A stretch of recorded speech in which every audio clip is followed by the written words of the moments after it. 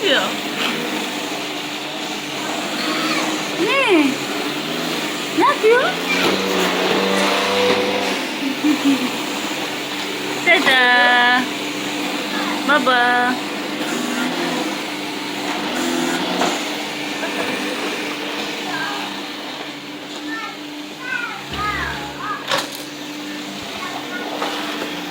Baba ne yapıyor? O ne? O ne? O ne oğlum?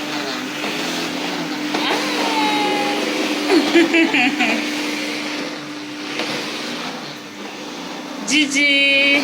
Cici. Cici anneciğim cici. Bitti. Bitti.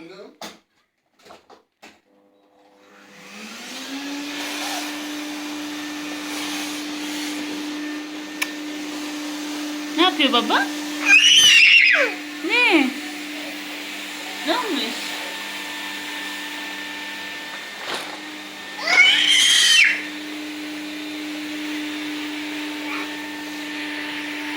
Demir. Nerede süpürge makinesi?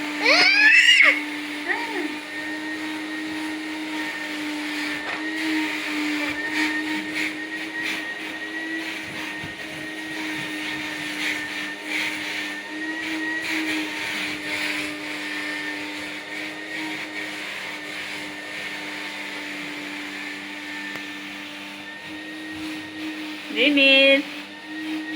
Demir.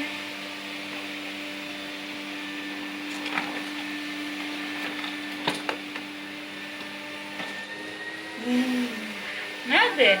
Oo. Oo.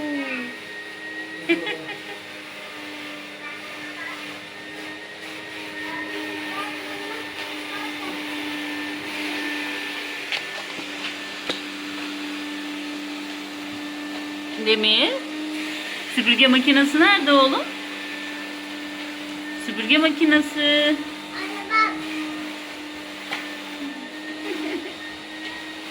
Oy ben sana öyle dedim. Kurban olurum sana.